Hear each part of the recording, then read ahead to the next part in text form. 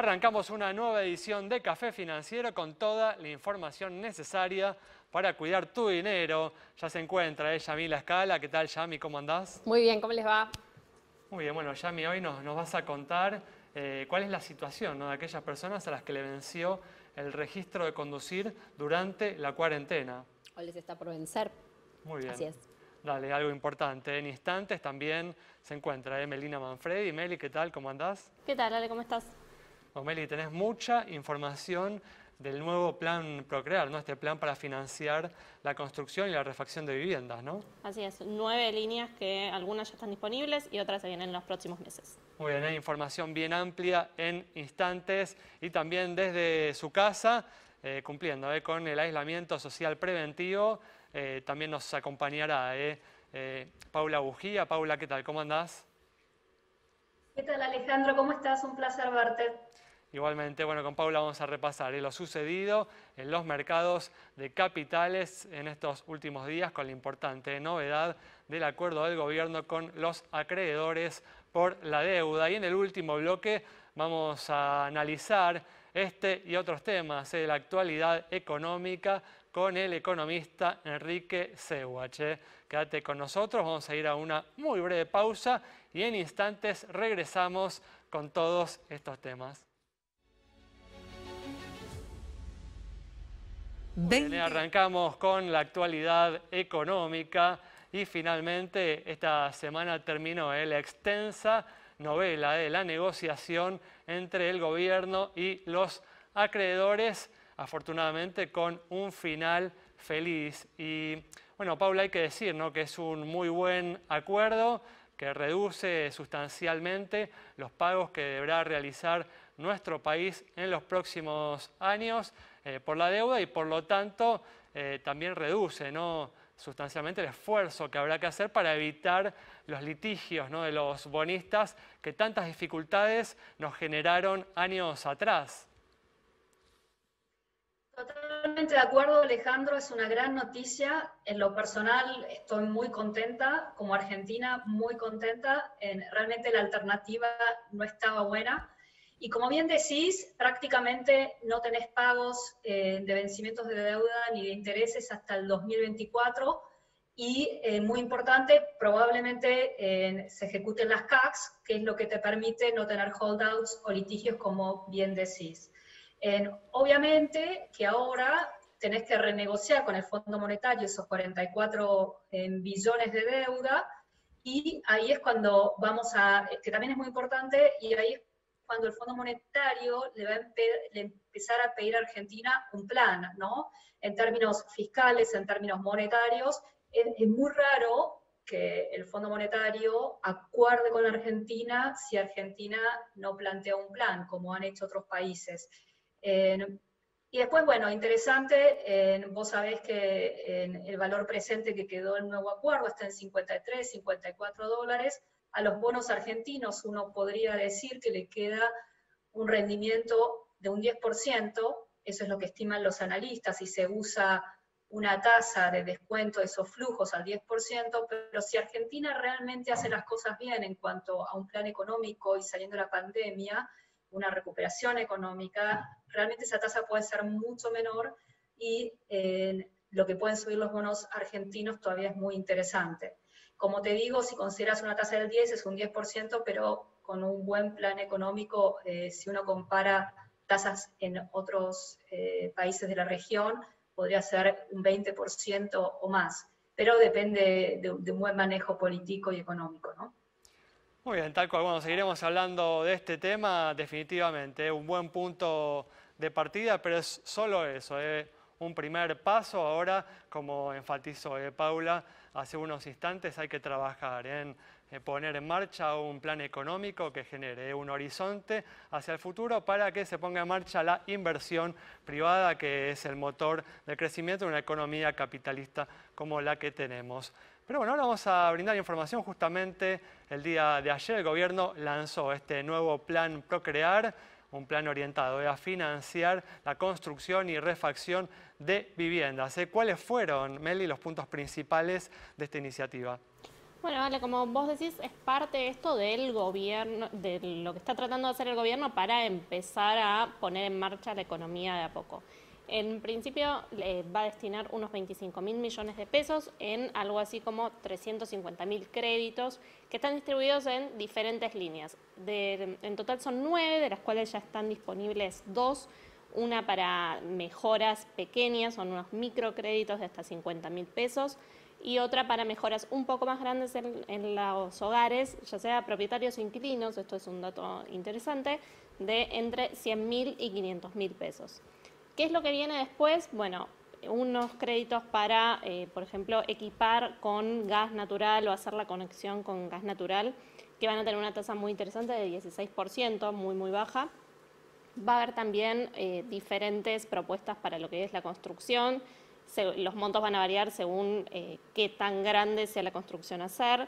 Algunos créditos también para lo que es desarrollo urbanístico, viviendas multifamiliares. Es un combo bastante amplio que el gobierno va a ir lanzando por meses, bueno, algunos en agosto, otros en septiembre, los últimos en octubre, que van a ser para el equipamiento de las casas con equipos de eficiencia energética. ¿Y qué tasa van a pagar estos créditos, Meli? Bueno, en el caso de los microcréditos, los que ya están activos y se pueden empezar a inscribir en la página del Ministerio de Desarrollo Habitacional, va a ser una tasa fija de 24%. Como te decía antes, lo que es mejoras de gas va a ser una tasa fija de 16%. El resto de las líneas que se van a lanzar van a ser créditos hipotecarios que van a tener una cláusula de ajuste variable, pero que ya no van a ser UVA, sino que van a tener una nueva unidad que se va a llamar unidad hogar, que va a actualizarse por el coeficiente de variación salarial. Claro, de acuerdo a lo que sucede con los salarios. Así es, esto le da cierta previsibilidad, se asegura en algún punto que no quede desfasada la cuota respecto de los salarios y también le da sostenibilidad al plan, que es lo que decía María Eugenia Bielsa en la presentación, ¿no? Porque no es un plan que se va a ir deteriorando por inflación, donde el Estado va a terminar siempre poniendo más plata que el beneficiario. Muy bien, bueno, veremos eso, ¿no? Porque no es claro cómo se va a fondear, ¿no? Este plan. No, todavía no se sabe de dónde van a salir esos 25.000 millones. Algo interesante que te quería decir es que el coeficiente de variación salarial estuvo, por ejemplo, unos 5 puntos interanuales debajo de lo que fue la actualización por inflación. Muy bien, bueno, clarísimo. Bueno, vamos a continuar ahora con una consulta, con una inquietud que tienen muchas personas que tienen que renovar, ¿no? Su registro en estos días o que ya se les ha vencido. Y bueno, no pueden hacerlo porque las oficinas en las que se tiene que hacer este trámite no están funcionando. Sí, y también hay mucha gente que usa el auto para ir a trabajar por estar en el marco de una actividad esencial, otra que todavía no lo está utilizando, pero también de repente la necesidad de salir por un turno médico. Entonces, bueno, la consulta, además, a ver, si uno va manteniendo desde ya la constancia de, bueno, se me está por vencer o me venció, ¿qué pasó? Yo estaba en el medio de la renovación. Bueno, es claro, sí, que hay una prórroga.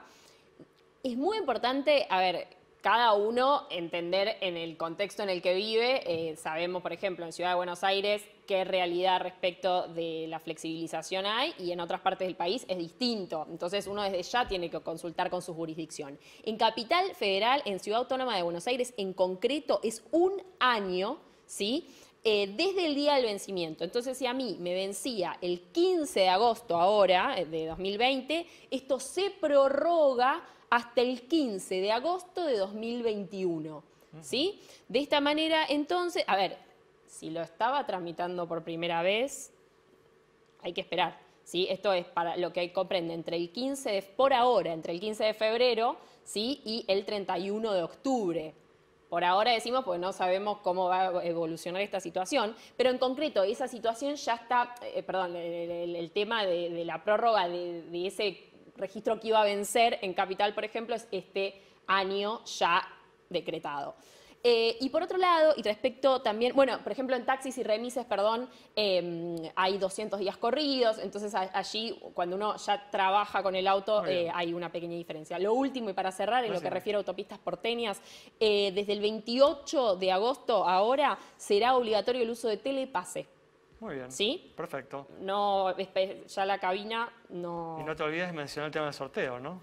Ay, por favor. Bueno, es que me estabas... Bueno, Lo más importante el igual es bloque. que Café Financiero cumple 20 años. Pero también pueden ingresar a nuestras redes sociales, que hay un sorteo, ¿sí? Se anotan, nos escriben, nos siguen y ahí tienen. Muy bien, con esta información cerramos el bloque. Quédate con nosotros. En instantes estamos nuevamente con vos.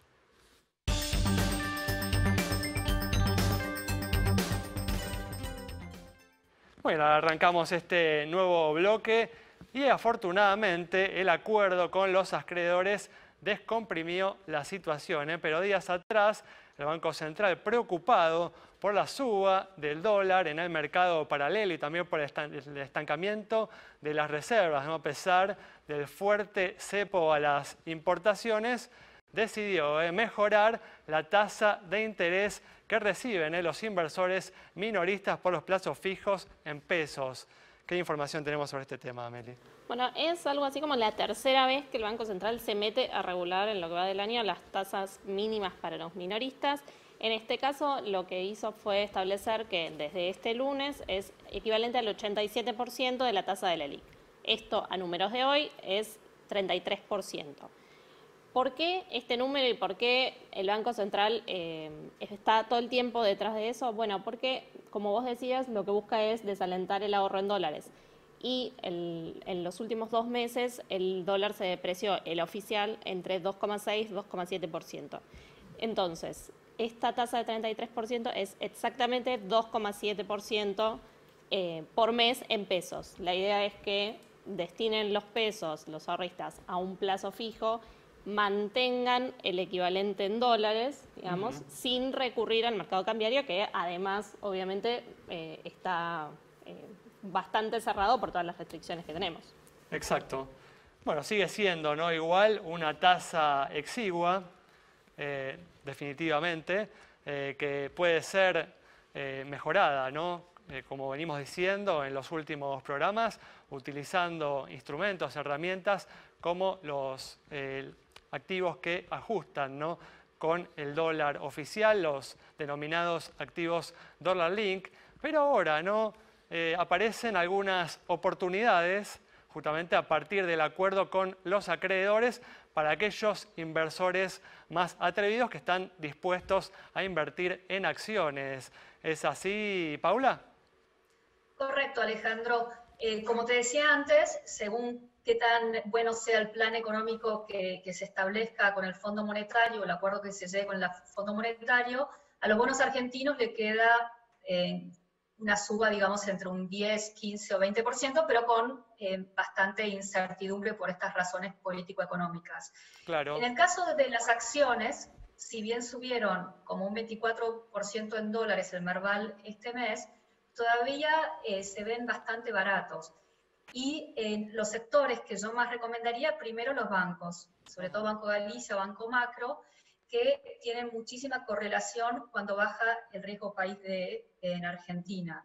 Entonces, si nosotros creemos que los bonos van a subir, los bancos, las acciones de los bancos se benefician y se benefician más que esa mejora en los bonos. Otras acciones más de mercado doméstico, compañías muy bien manejadas y con muy buenos balances, son Loma Negra y Ternium Argentina. Esas serían mis recomendaciones, obviamente con una pequeña parte de la cartera, porque son activos volátiles, y para aquellos que tienen un perfil de riesgo un poquito más arriesgado. Muy bien, perfecto. Oportunidades entonces que nos brinda el acuerdo con los acreedores, como aclara bien Paula, para los inversores más atrevidos o para aquellos conservadores en una porción acotada de su cartera de inversiones. Cerramos con esta información al bloque. Quédate con nosotros. Al regreso vamos a estar dialogando con el economista Enrique Sewach.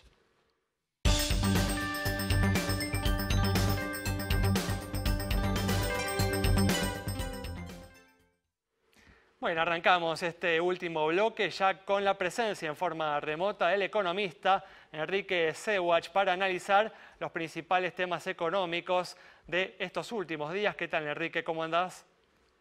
Bien, ¿qué tal? Muy bien, gracias. Bueno, gracias por atendernos.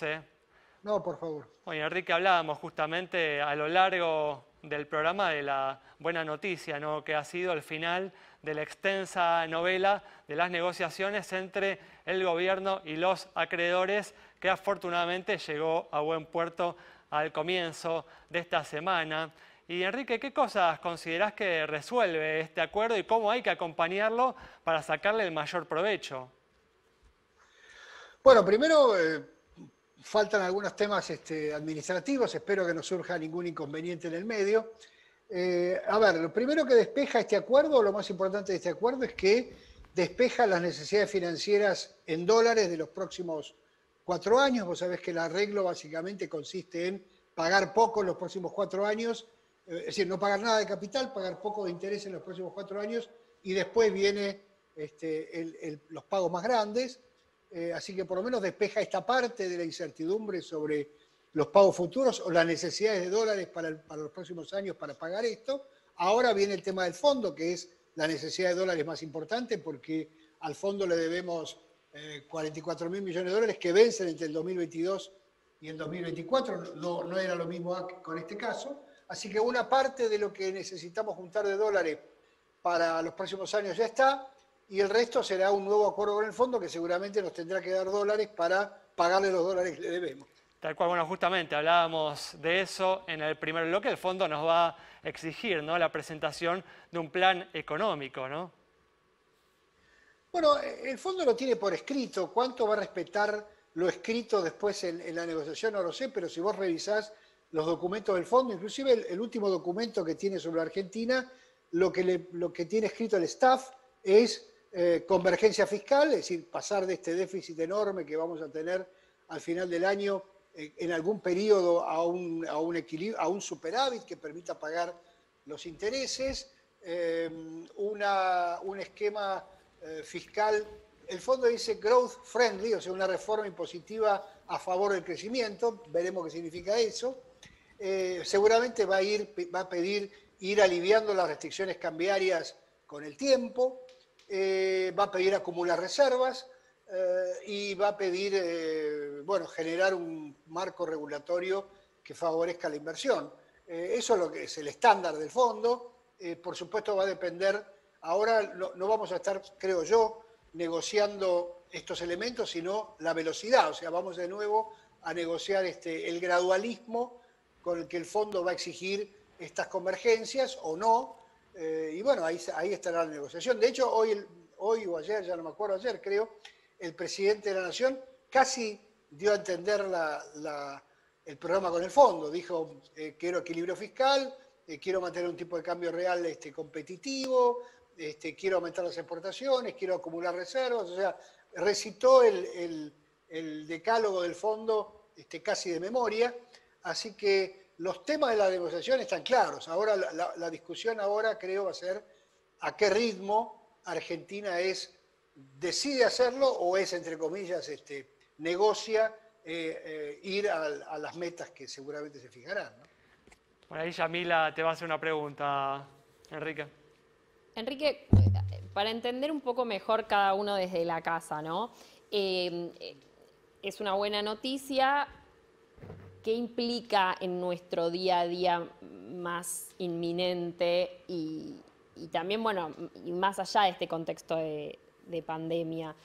Cuando uno piensa en un plan y en los puntos que mencionás, se imagina que definitivamente es algo que va a ser para mejor, pero como que hay plazos y tiempos y ritmos y como, no sé si me entendés la pregunta, pero digo, para cada hogar argentino. Entiendo perfectamente. A ver, pongámoslo así. Es difícil hoy levantar el velo de la pandemia y del confinamiento, o sea que todo está, digamos, impregnado de esas características, pero si pudiéramos por un minuto pensar, bueno, se pasó esta pesadilla, estamos de nuevo en el punto de partida que fue febrero-marzo de este año. Digamos, hay dos peligros inminentes en el corto plazo. Uno es que se acelere la tasa de inflación y otro es que se descontrole el mercado de cambios. Las dos cosas van bastante unidas, pero pueden llegar a estar inclusive un poquito separadas. Lo que hace el acuerdo con los bonistas es, por un lado, como decía antes, despejar las necesidades de dólares que tiene la Argentina para adelante en los próximos años para pagar la deuda. Eso significa que hay más dólares eventualmente para destinar a importaciones. Como hay más dólares para destinar a importaciones, hay más dólares para crecer. Porque la economía argentina sin dólares no puede crecer. Este sería uno de los aspectos. El otro aspecto es, si detrás de esto viene un programa con el fondo, que seguramente viene, el programa con el fondo pueden ser dos cosas, ¿no? O un mal programa y en lugar de ayudar a empeorar, como fue de alguna manera el programa del 2018, o puede empeorar en términos económicos, ¿no es cierto? O puede ser un programa razonable que genere buenas expectativas. Y con buenas expectativas, como la Argentina no tiene credibilidad, el fondo, uno le compra la credibilidad al fondo en este caso, con buenas expectativas uno puede pensar en que las empresas se arriesguen más a invertir, con empresas que se arriesgan más a invertir, hay empresas que se arriesgan más a emplear gente, y con empresas invirtiendo y empleando gente, obviamente estamos todos mejor. ¿Y cuál será ese factor determinante a nivel local que nos haga hacer la diferencia?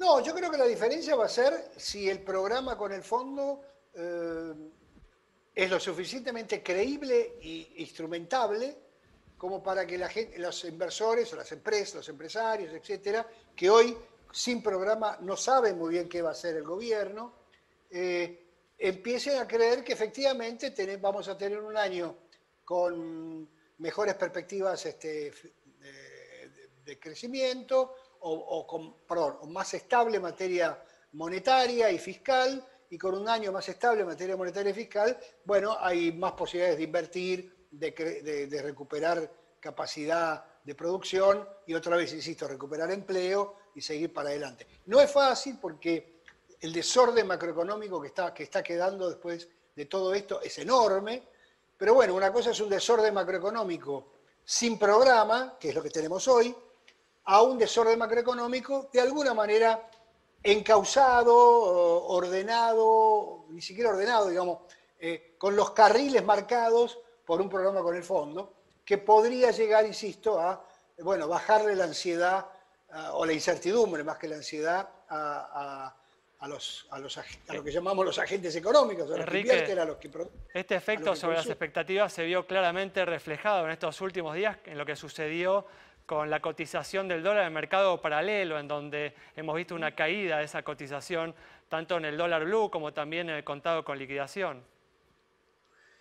Sí, de todas maneras, Nos quedan 40 segundos para redondear la idea, Enrique. Bueno, entonces básicamente te diría, hay un pedacito de la cotización del dólar que respondía a la incertidumbre sobre la deuda, ese pedacito se eliminó, pero la verdad que todavía quedan las otras incertidumbres que acabamos de recorrer. Sí, por eso hay una brecha tan amplia, ¿no? Exacto, y que van a marcar un poco el paso en los próximos meses. Muy bueno, con este análisis bastante detallado del economista Enrique Sewach, cerramos el programa de hoy, justamente viendo, ¿no?, cómo el arreglo con los acreedores ha generado un horizonte para trabajar en un plan económico que es esencial para sentar las bases para el crecimiento de los próximos años. Nos reencontramos el próximo viernes a las 19:30 aquí en Metro.